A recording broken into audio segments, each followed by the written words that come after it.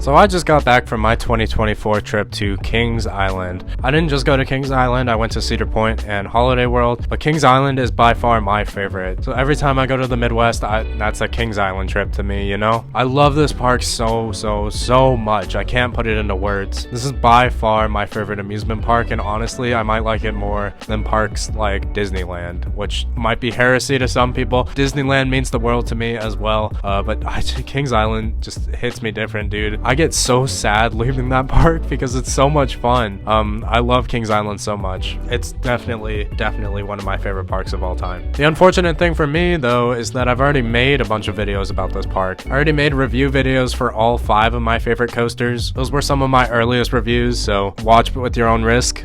I already made a wish list video for this park, and I already counted down my favorite roller coasters, all 14 of them. So I didn't include Snoopy, so I could re-rank them, including Snoopy, but I decided to do something a little different. We're gonna rank my top 10 favorite non-roller coasters at Kings Island. So I haven't done everything. My priorities are always the roller coasters, so these are just rides that I hit at various points over my 3 different trips to this park. So we're gonna dig into this list real quick. If one of your favorite spinning rides at Kings Island isn't on this list, it's probably because I haven't ridden it. This is not my home park. I've only been there 3 different times. I've gotten multiple days on all 3 of my trips, but I'd be lapping Diamondback, Mystic Timbers, Banshee, Beast, Orion instead of riding spinning rides. So that's just me. But I really wanted to talk about this park, so we're gonna dig into these flat rides and these water rides. Starting things off with number 10 is Charlie Brown's Rushing River. So this is the park's log ride. For the 2024 season, it looks like they added a bunch of theming, but I did not ride it in 2024. I rode it in 2021. It's a cute log flume. It's one of the park's OGs from what I understand. So it's not like a modern log flume, and it's pretty small in scale, which fits really well because it's in the kids area for the park. It's cute, it's fun, it's fine. There's nothing wrong with it, but because it is pretty small scale, it is gonna rank down at number 10. So number 9 is a spinning attraction that I don't have at Southern California. It's Shake, Rattle, and Roll. This ride's pretty fun. Technically, I haven't been on this attraction itself, but I did ride the one at Kings Dominion. Like, it's a fun spinning ride. It'll get you going. SeaWorld San Diego has like a very smaller version of this ride, but I never ride it. It's fun. It'll get you spinning. It's just kind of sad that this ride sits in front of the Vortex plot of land, which is sitting empty. So as soon as they build a giant roller coaster back there, you'll see me over there in that corner all the time. Number 8. This might be really low for some people, but I just can't handle Windseekers, dude. Windseekers, like I can ride any roller coaster ever and I won't get nervous. Like maybe rides like X2 or B&M Flyers when they're holding you over the lift hill, I might get a little nervous, but I don't get anywhere near as nervous on those rides as I do for Windseeker, like any Windseeker. So I grew up in Southern California, and if you don't know, Knott's Berry Farm used to have a Windseeker, but it was removed and shipped to Worlds of Fun. And the reason it was removed is because it kept getting people stuck up there. So I would just always see articles or people talking about articles of people, oh, another group of people got stuck on Windseeker for 6 hours. Oh, it happened again. That's crazy. Would you ride the Windseeker? I never rode the one at Knott's. I have been on this one. I've been on the one at Cedar Point, and I've been on the one at Carowinds. I tried to ride the one at Worlds of Fun because it's technically the same one that was at Knott's, but Worlds of Fun had it closed when I was there in 2020. I think I also tried to ride the one at Kings Dominion, but it was also closed. Despite my fear of these rides, I will ride them just to prove to myself that I can do it, you know? Unlike any other ride, Windseeker will give me sweaty palms, like especially the one at Kings Island and Carowinds, where it's just all land around you. Like the fact that the one at Cedar Point is right next to the water is a little more reassuring. Like I know even though there's water there, if you fell you would die, but there's like an illusion of a security net. But Kings Island, Carowinds don't have it, and the difference between this one and the one at Carowinds is the fact that the ones in Ohio spin way faster than the one at Carowinds. I don't know why that is. Honestly, I feel like going slower might have made it more scary for me. Dude, these rides give me sweaty palms, dude. There's no other way to put it. Like I'm getting a little bit sweaty right now just thinking about it. Windseekers are kind of terrifying. Like they're huge structures, so they're obviously significant pieces of any park skyline, especially for Kings Island. I love how like in the skyline model that they have, there's the Eiffel Tower is obviously obviously in the middle, and then you have the drop tower on the left, and you have Windseeker on the right. Like, that's not how it really lines up in real life. Like, in reality, the Windseeker is technically behind the Eiffel Tower, but there are certain angles where it looks like drop towers on the left, Eiffel Tower in the middle, and then Windseeker on the right. So that's very symmetrical. That's really satisfying, especially because all three of those structures are 300 feet tall. Very symmetrical. It's beautiful. Love that. But the supports on Windseekers are just so minimal, and it spins so fast, and you're just so high off the ground. I'd be too scared to look up to see how much higher we have to go up, so I just look at Orion and I'm like, are we near the top of Orion yet? Because I know that's about the same height. So it's just absolutely wild. I am like physically uncomfortable on top of Windseekers. I'm like, please end, please take me down. I want to be done.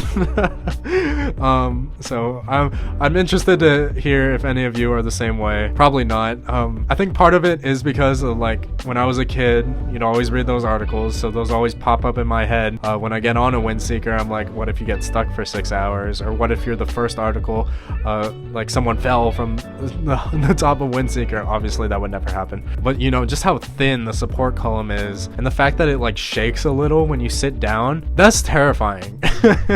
And I refuse to do like the 400-foot ones, like the one at Six Flags Over Texas. I thought about doing it just to do it, but I chickened out, dude. Like, Windseekers look very thin. Like, that metal bar, like, that's thin enough for me. I don't need the chains that you have on like wave swingers, like on ground level. I don't want that 100 feet taller than Windseeker. I would die.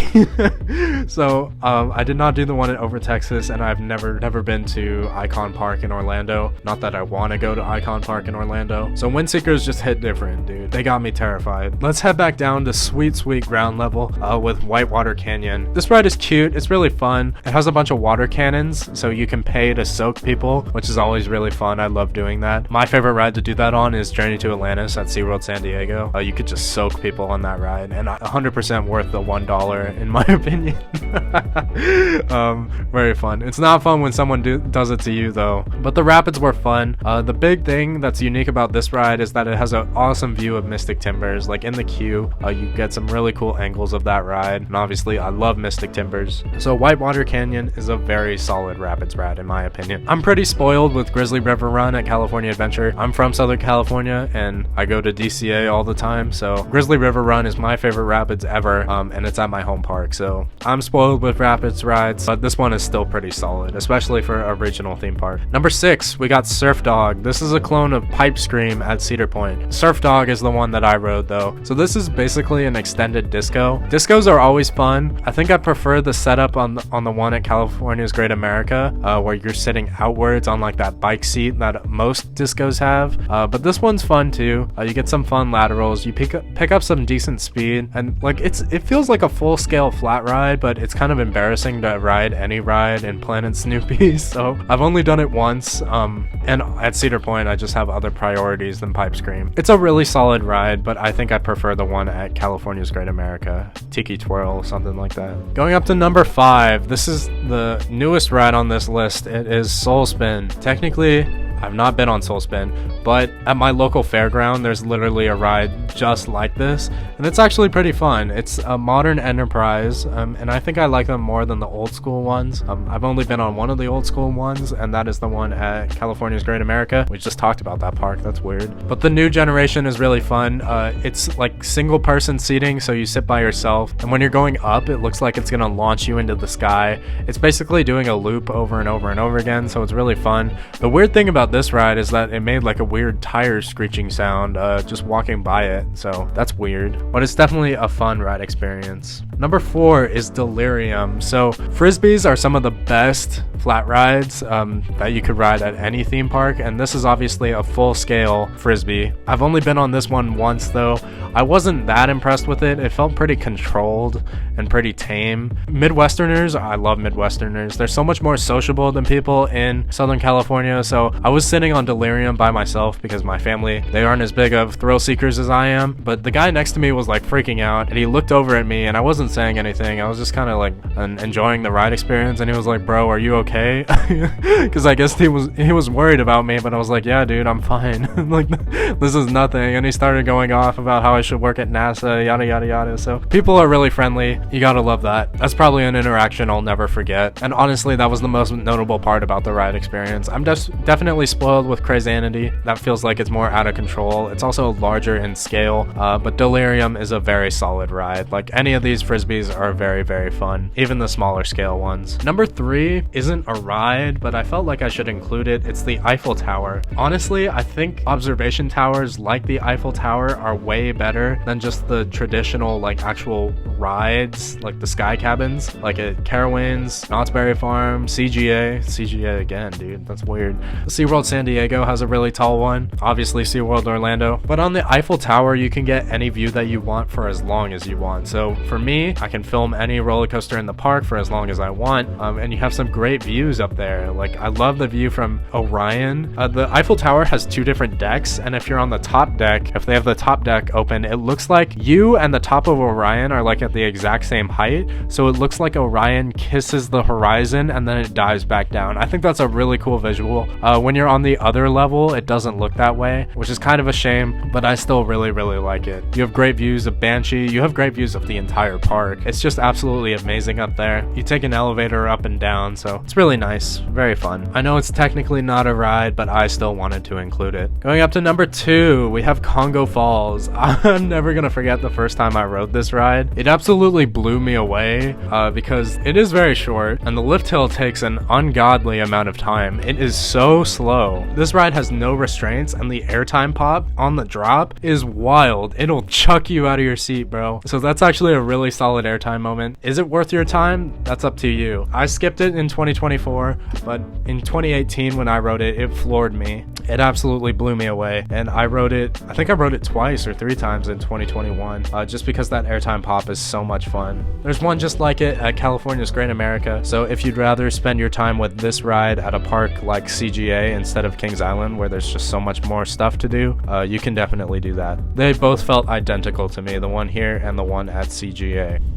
I don't know how many times I brought up CGA, but we're gonna do it one more time for the drop tower. So this is an absolutely massive drop tower, and I don't know why. I'm chill on drop towers, dude. Like, I went on that whole rant about Windseeker and how I freak out on Windseekers, but drop towers, I'm chill, you know? Like, they're fun, and you're really not up there for that long, and like, I don't know, maybe it's just reassuring the fact that you are gonna drop. And this is another huge structure. It's 300 feet tall. That being said, though, it's not my favorite drop tower. The restraints do come down on your shoulders pretty hard, especially if you're taller, like myself. They remind me of the old school Arrow restraints, so if you go next door to the bat, it feels a lot like the restraints on the bat that'll lock down tight on your shoulders. But it's just such a long drop, and of course it spins on the way up, so that it gives you a beautiful view of the park. I wish it spun twice, like you do one full circle and then it locks in place as you go up the rest of the tower. So I kind of wish you did 2 circles around, especially since the first one is so much lower to the ground. Like, I'd rather do the spin when you're higher up in the air, so you get a better view, but it still works. It's kind of intimidating looking down on the sky coaster right below you, so that's really cool. You get some great views. The drop itself is hindered by those restraints, but it's still very fun.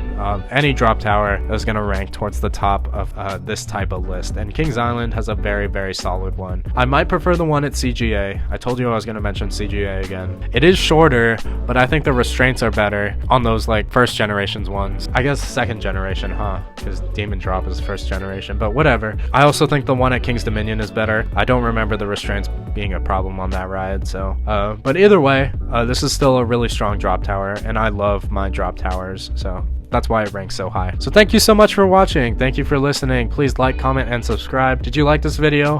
Do you want to hear me talk about Kings Island more? Because I am more than willing to do so. Should I re-rank the coasters with Snoopy's Soapbox Racers? Please let me know in the comments below. I might re-review some of these coasters someday, but that day is not going to be today or tomorrow or any point this year. Hate to break it to you, but I got a lot of coasters to talk about, so I can't keep talking about Kings Island every day. Thank you so much for watching. Thank you for listening. Please like, comment, and subscribe, and I will catch you later.